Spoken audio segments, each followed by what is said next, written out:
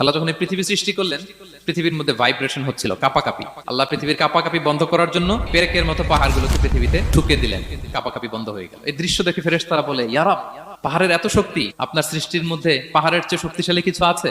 আল্লাহ বললেন আছে। সেটা কি? আল্লাহ বললেন সেটা লোহা, কারণ লোহা দিয়ে পাহাড় কাটা যায়, ঠিক কিনা? লোহার কথা শুনে ফেরেশতারা অবাক। ফেরেশতারা প্রশ্ন, তাহলে আপনার সৃষ্টির মধ্যে লোহার চেয়ে শক্তিশালী কিছু আছে?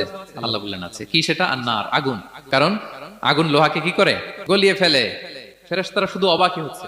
ফেরেশতারা বলে, আগুনের চেয়ে শক্তিশালী কিছু আছে? আল্লাহ বলে আছে, আলমা, পানি। কারণ আগুনে দাউ দাউ করে জ্বলে ওঠা আগুনের মধ্যে পানি দিলে আগুন অস্তিত্ব হারায়। ফেরেশতারা শুধু অবাকই হচ্ছে। তারা বলে, তাহলে পানির চেয়ে শক্তিশালী কিছু আছে? আল্লাহ বলেন আছে, রিহ, বাতাস। কারণ বাতাস পানিকে একদিক থেকে আরেক দিকে নিয়ে যায়। জলের মধ্যে বায়ুর উচ্ছ্বাস লাগলে জলোচ্ছ্বাস তৈরি হয়, ঠিক কিনা? ফেরেশতারা আবার অবাক হয়ে বলে, তাহলে বাতাসের চেয়ে শক্তিশালী কিছু আছে? আল্লাহ বললেন আছে। সেটা কি? বলতেছে বনি আদম। ওই মানুষ শক্তিশালী যে গোপনে দান করে।